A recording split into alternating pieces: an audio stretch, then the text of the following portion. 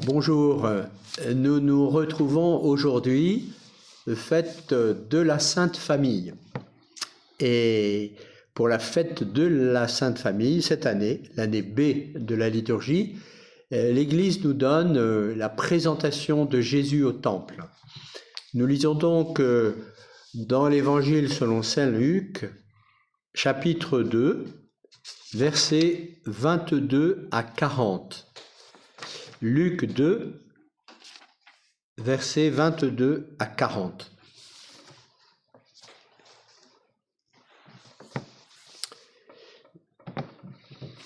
Et lorsque furent accomplis les jours pour leur purification, selon la loi de Moïse, ils l'emmenèrent à Jérusalem pour le présenter au Seigneur, selon ce qu'il est écrit dans la loi du Seigneur.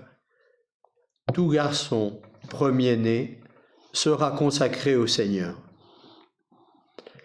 Et pour offrir en sacrifice, suivant ce qui est dit dans la loi du Seigneur, un couple de tourterelles ou 2 jeunes colombes. Et voici qu'il y avait à Jérusalem un homme du nom de Siméon. Cet homme était juste et pieux. Il attendait la consolation d'Israël et l'Esprit Saint reposait sur lui. Et il avait été divinement averti par l'Esprit Saint qu'il ne verrait pas la mort avant d'avoir vu le Christ du Seigneur. Il vint donc au temple, poussé par l'Esprit. Et les parents apportèrent le petit enfant Jésus pour accomplir les prescriptions de la loi à son égard. Il le reçut dans ses bras, bénit Dieu et dit : « Maintenant, souverain Maître, tu peux, selon ta parole, laisser ton serviteur s'en aller en paix. Car mes yeux ont vu ton salut, que tu as préparé à la face de tous les peuples. Lumière pour éclairer les nations et gloire de ton peuple Israël. » Son père et sa mère étaient dans l'étonnement de ce qui se disait de lui. Siméon les bénit et dit à Marie sa mère : « Vois, cet enfant doit amener la chute et le relèvement d'un grand nombre en Israël. Il doit être un signe en but à la contradiction. Et toi-même, une épée te transpercera l'âme, afin que se révèlent les pensées intimes de bien des cœurs. » Il y avait aussi une prophétesse, Anne, fille de Phanuel, de la tribu d'Aser. Elle était fort avancée en âge.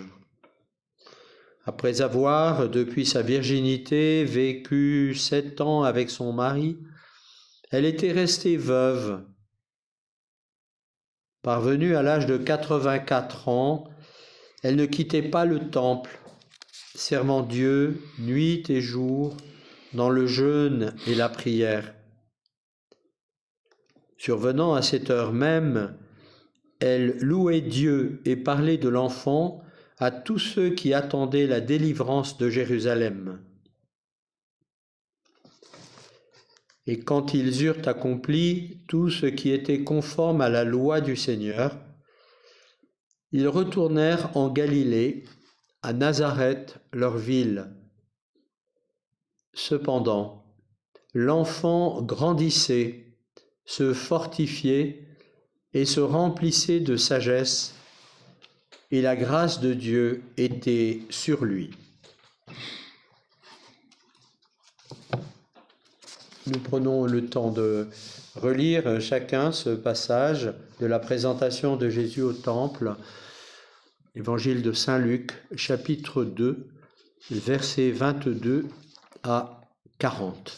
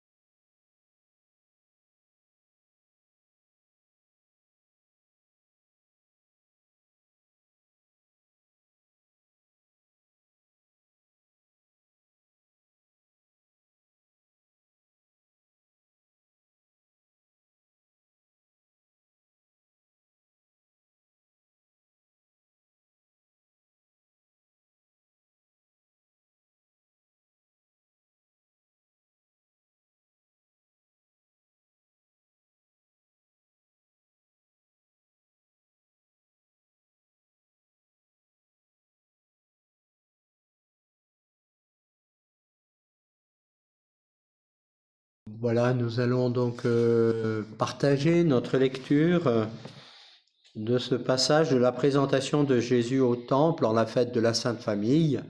Donc Michel, Édouard, moi-même Jean-Marc, lisons ensemble l'écriture avec vous de l'autre côté de cette table de la parole.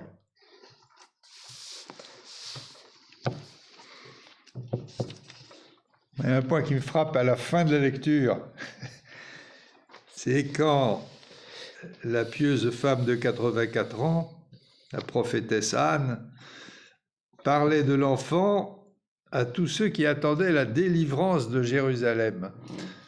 Autant que je me souviens de l'évangile de Luc, après la résurrection, cet évangile se termine par « Est-ce toi qui vas rétablir le royaume de Jérusalem ?»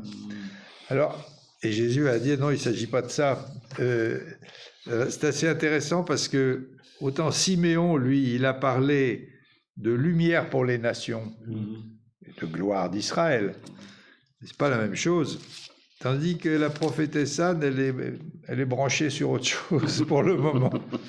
Ah, on peut dire que Salomon a été lumière pour éclairer les nations et gloire de notre peuple Israël. Ouais. Donc la dimension politique, le souverain, enfin, le nouveau Samuel, le nouveau Salomon. Mais Siméon aussi, il est au verset 25, là, 23, non 25.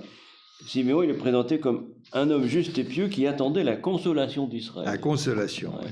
Ce qui n'est pas pareil que la délivrance de Jérusalem. Ben, ça marche ensemble. Oui, ça va ensemble. Mais... Paris occupé, oui, Paris occupé. Paris occupé, Paris libéré. Et c'est là, voilà, c'est pareil. Mais quand même. Et en tout cas, le texte, il est bien cadré, parce que on voit au début, verset 22, là, quand vint le jour où, alors, suivant la loi de Moïse, ils amènent Jésus à Jérusalem pour le présenter au Seigneur. Donc, accomplir la loi, accomplir un geste qui compte de la loi. Et à la fin, au verset 39, lorsqu'ils eurent accompli tout ce que prescrivait la loi du Seigneur, ben, ils repartent. Donc c'est cadré comme ça. On arrive pour accomplir la loi, faire les rites qui conviennent, et puis on redescend. Or, ce qui est raconté, c'est pas du tout les rites de la loi, c'est la rencontre entre Jésus et puis un homme et une femme qui représentent tout le passé d'Israël. Ils sont des anciens qui sont là, qui attendent depuis longtemps. Ils représentent tout le passé d'Israël. Alors c'est comme si était accueilli dans l'Ancien Testament, représenté par Siméon et Anne, et la prophétesse, là, comme si l'Ancien accueillait le Nouveau. Voilà. C'est-à-dire, ben oui, c'est ça. Ce que l'Écriture annonce depuis des siècles, qui est symbolisé par ces deux personnages anciens, c'était recevaient dans leurs bras, comme si cette écriture recevait en elle vraiment la nouveauté de celui qui est annoncé, quoi. C'est-à-dire, au lieu que ça se passe dans l'écriture, maintenant ça se passe en dehors de l'écriture, ça se passe dans l'histoire des êtres humains qui sont là. Et alors c'est souligné lourdement, enfin je veux dire beaucoup, c'est l'œuvre de l'Esprit Saint. Eh oui. 3-4 fois, c'est l'Esprit Saint qui est nommé pour ce qui concerne Siméon.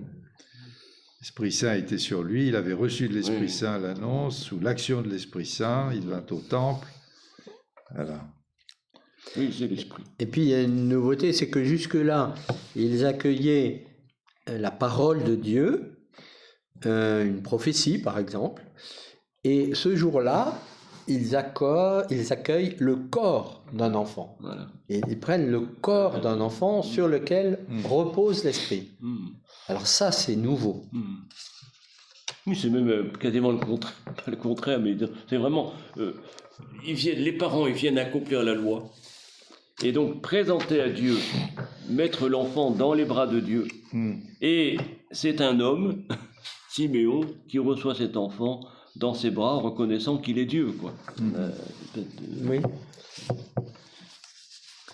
C'est comme à la messe, que c'est tout ce qui se mêle au vin, dit, comment c'est l'expression, l'humanité comme de celui qui a pris notre humanité, la divinité de celui, nous unissent à la divinité de celui qui a pris notre humanité. C'est ça qui se passe ici. L'union de la divinité et de l'humanité. Dans un corps d'enfant, en effet, accueilli par un bras d'homme. d'être humain. Et l'Esprit Saint, là, dont on parlait au verset 26, 25, 26, 27, donc cet esprit conduit le vieux Siméon. Donc l'œuvre de Dieu est en marche, quoi.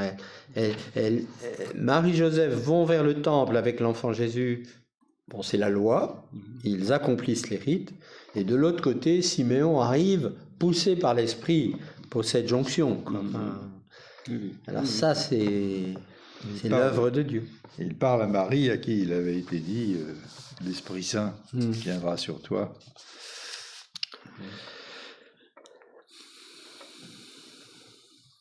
Alors au centre, il y a cette prédiction, cette prophétie difficile, quoi, qui s'adresse à Marie d'abord. C'est la souffrance, la douleur qui est annoncée. Un glaive te transpercera le cœur, voilà. Une épée te transpercera le cœur. Pour le dévoilement de la vérité. Et puis, Siméon qui dit à Marie, cet enfant, il est là pour la chute et le relèvement de beaucoup en Israël. C'est-à-dire pour opérer une sorte de discernement ou de tri, quoi. Ceux qui, comme lui, accueillent cette nouveauté de Dieu qui prend chair dans notre histoire, et puis ceux qui n'en veulent pas. Donc il y a quelque chose de là, du combat de Dieu qui est annoncé et qui va être la ligne de fond de la présence de Jésus au milieu de cette humanité dans laquelle il s'incarne. Ben, on nous a dit à Noël, n'est-ce pas, un enfant nouveau-né, la paix aux hommes, ça baigne dans la lumière, tout ça. Et puis là, ben, c'est un signe de contradiction. Voilà. C'est que la paix, il faut qu'elle soit accueillie, quoi. Ouais. Donc on parle d'un glaive. Je ne suis pas venu apporter la paix, mais le glaive, dira Jésus à un moment. Et le mystère de Marie qui continue associé à l'accueil et au rejet de son fils, quoi, du Christ. Parce que elle, il lui dit toi-même, verset 35, une épée te transpercera l'âme. Ouais. Donc la douleur d'une mère de voir son fils rejeté et mis à mort. Alors,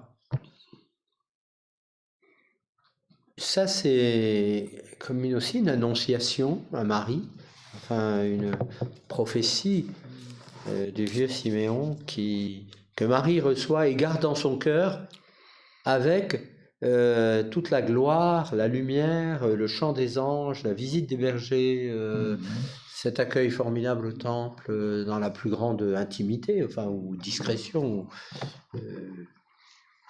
Mais c'est pas l'un sans l'autre, quoi. C'est-à-dire que la gloire, elle ne supprime pas, elle n'efface pas la souffrance de la contradiction et de la mort. La gloire qui est annoncée, c'est l'annonce comme la victoire sur la mort dès maintenant, quoi. Ce qui est, d'une certaine manière, c'est déjà la résurrection qui est annoncée là. D'ailleurs, le Siméon, moi, j'ai toujours beaucoup été touché par le personnage de Siméon parce que c'est un homme, il a reçu comme révélation, tu ne mourras pas avant d'avoir vu le salut. C'est pas une situation normale, ça. Je veux dire que dire à quelqu'un tu mourras pas avant d'avoir vu le salut, c'est quand est-ce que ça va arriver, quoi. Et donc il est rendu à une humanité ordinaire, il va enfin pouvoir mourir tranquille, quoi, en paix, quoi. Et ça, il y a quelque chose de nous qui est comme ça, quoi. C'est-à-dire tu mourras pas avant d'avoir quoi. Bon, et quand ça arrive, enfin, c'est la paix, quoi. On peut s'abandonner en confiance à la vie qui nous emmène à travers la mort.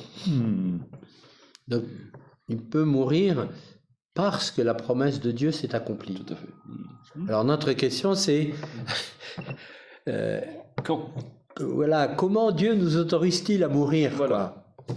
Comment nous pouvons être autorisés à mourir comment nous pouvons reconnaître que la promesse de Dieu s'est accomplie Ouais. dans notre vie dans notre vie. et que maintenant, on peut être disponible, quoi. Oui, Et donc finalement, la question de la mort n'est pas simplement une affaire de médecine ou d'acharnement ou de tenir, mais de reconnaissance de l'accomplissement de la promesse de Dieu dans nos vies. voilà. De la rencontre entre Dieu et nous. Et ça, c'est Siméon qui nous apprend ça, quoi. C'est une très belle figure. Alors, de l'autre côté, je trouve que c'est beau, c'est ce jeune couple avec son bébé, Oui, ça, oui. peut-être un peu paumé dans la foule du temple et dans ces grandes colonnes et tout ça, là, mais il y a une fragilité là aussi, et en même temps, la loi du Seigneur, allons-y. Oui, mais ce qui est bien dit à travers ce dispositif du récit, c'est qu'on ne raconte pas le rite de la loi accomplie par les parents. On dit, bon, ils l'ont fait après ou avant. Oui. Mais ce qui fait l'accomplissement de la loi, c'est cette rencontre. Voilà. C'est en rencontrant de cette façon Siméon et Anne que la loi est accomplie. Et qui peuvent redescendre, du coup. Et dépasser en quelque sorte. Voilà. En tout cas, la loi, au verset 23, selon ce qui est écrit dans la loi du Seigneur, tout garçon premier-né sera consacré au Seigneur et pour offrir en sacrifice, voilà. Alors, un couple de tourterelles. En fait, ils ont reçu une telle bénédiction de Dieu, on pourrait dire d'avoir été ensemble, d'avoir reçu un enfant, qui viennent le rendre à Dieu, le premier, les prémices. Oui, donc on donne à Dieu le premier. Alors, comme on ne va pas forcément le mettre à mort selon des coutumes anciennes, alors on échange, on donne à la place du petit 2 tourterelles pour ceux qui n'ont pas beaucoup d'argent. Voilà. Et on repart avec le petit. Donc c'est la première fois que l'enfant Jésus est présenté à Dieu. Donc par un homme, une femme et Samuel et notre vieux Siméon et Anne. Et puis il y aura une deuxième fois lorsque Jésus à 12 ans viendra au temple où il sera seul le jour, la nuit, seul dans la maison de Dieu.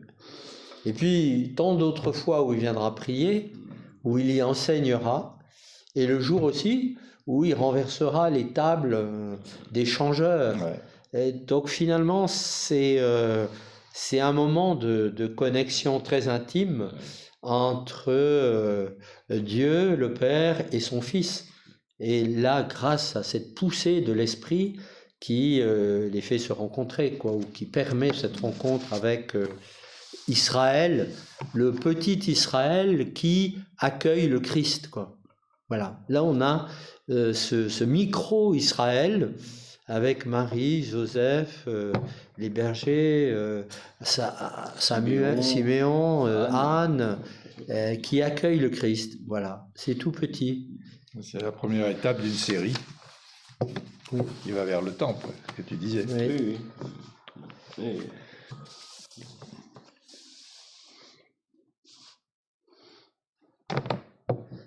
On pourrait dire que ça, Siméon, il prête ses mains à Dieu. Oui. Parce que normalement, c'est le père de l'enfant qui doit le recevoir. Et là, ce sont les mains de Siméon. Oui, tout à fait. Il est les mains de Dieu. Voilà. D'une certaine manière, il est la main de Dieu, voilà, on pourrait dire, qui accueille le Fils, quoi. Oui, tout à fait.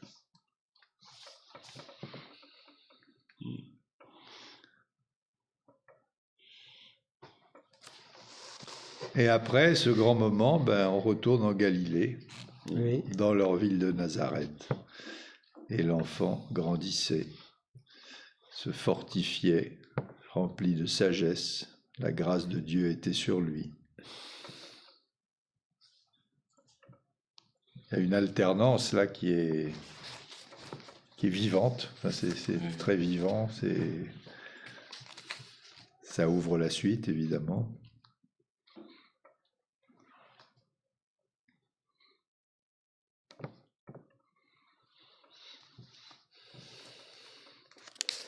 on parle de la vie cachée à Nazareth. Donc, elle commence à ce moment-là, très simplement. Il grandissait.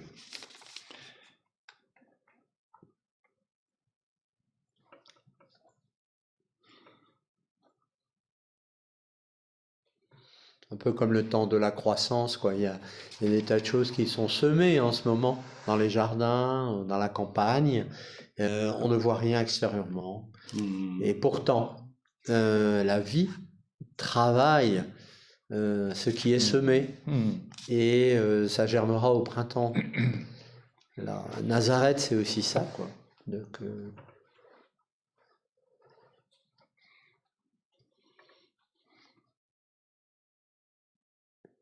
la parole semée dans la terre de Nazareth.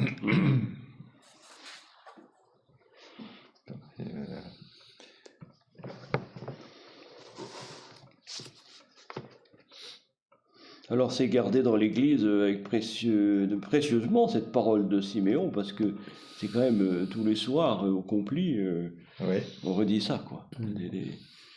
Donc, la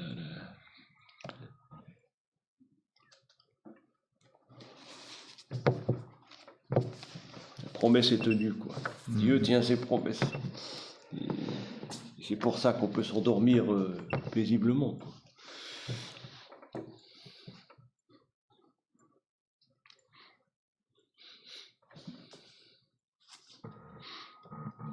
C'est une invitation à voir chaque soir comment quelque chose de la promesse de Dieu s'est accompli Voilà. dans la journée qui s'achève. Absolument, tout à fait.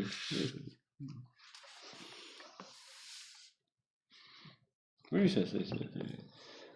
ça dit bien que c'est pas un petit exercice de comptabilité. Non. Combien j'ai reçu de bonbons, quoi. Est-ce que j'ai vu le salut dans ma journée, quoi. Est-ce que du coup, je peux me reposer. C'est drôle parce qu'ils sont deux à voir le salut. Il y a Siméon et Anne. Oui. Alors je me disais, mais pourquoi ces deux figures, ces deux personnes? Est-ce que ça nous rappelle Adam et Ève? Oui. Est-ce que, bon, ils sont pas mariés, mais c'est un homme et une femme, tous les deux, très servant Dieu nuit et jour dans le jeûne et la prière. Ce qui me frappe, je l'ai dit tout à l'heure, mais c'est la dissymétrie entre les deux. Oui, C'est pas tout à fait pareil. Ben, c'est-à-dire que Siméon, lui, c'est souligné, énormément souligné, c'est l'Esprit Saint qui est chez lui. Oui. Et on ne le dit pas de la même manière pour Anne, pour la vieille. Et puis il parle, lui. Et puis lui, par Elle aussi. Elle va. Qu'est-ce qu'elle dit? Elle parle à tout le monde. Elle parle à tout le monde Elle proclame à tout de le l'enfant. monde. Ah oui, quoi. d'accord. Ils parlent tous les deux. Oui, Elle n'a plus de dents, là, peut-être à 84 ans, mais... c'est l'âge du pape, hein? Oui, c'est mon âge. Ah ben voilà, Bah, tu vois bien. voilà, ça va bien encore.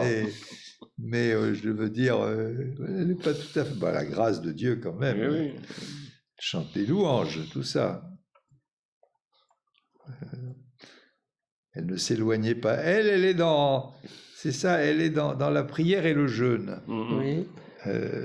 On ne dit pas ça de Siméon. Ils sont présentés autrement l'un et l'autre. Ben, c'est-à-dire, elle est dans l'idéal de tout Israélite. C'est De la loi. D'être constamment dans le temple, dans les parvis du Seigneur, où il passait jour et nuit à prier, quoi. C'est l'idéal de tout bon juif à l'époque, ça. Sauf que c'est une femme, et que normalement, c'est pour les hommes. C'est un Jean-Baptiste discret, quoi, femme. Oui. Enfin, c'est pas pour lui enlever du mérite.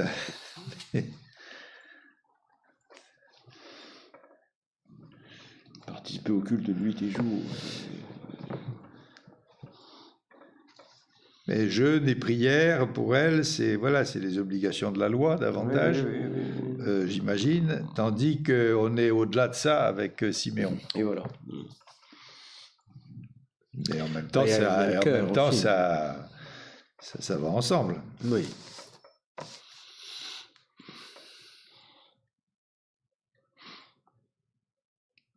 Ouais, Puis peut-être que... Pardon. Quand tu évoquais que ces deux figures anciennes, Siméon et Anne, ça peut rappeler Adam et Ève. Je crois que c'est une manière aussi de rappeler que quelque chose du côté que la vie, elle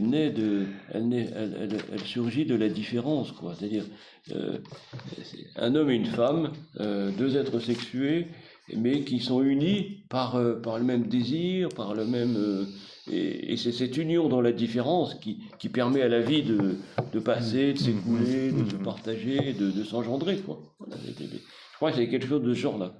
Et puis on peut aussi dire qu'ils sont deux témoins. Deux témoins. Il y a voilà, deux témoins. Deux témoins, voilà, deux témoins. Oui, deux témoins. Alors nous allons vous laisser avec ce petit Israël qui accueille le Christ, le Fils de Dieu, pour méditer cette parole de la présentation de Jésus au temple dans Luc. Nous allons nous arrêter dans la lecture. Nous avons recommencé au moment du confinement et nous allons nous arrêter aujourd'hui, voilà, 27 décembre. Voilà. Peut-être si on repasse en confinement, on recommencera. Vous le verrez sur le site du Châtelard, voilà, dans la newsletter aussi. Et merci de nous avoir suivis. Nous sommes ensemble dans la lecture de l'Écriture, dans l'écoute de l'Esprit. Merci à Alfred de Romaimont, grâce auquel cela est possible. Il est, comme on dit, à la technique. Robert Sauvadé aussi. Voilà, merci à vous tous et bon temps de Noël et bonne préparation de la nouvelle année.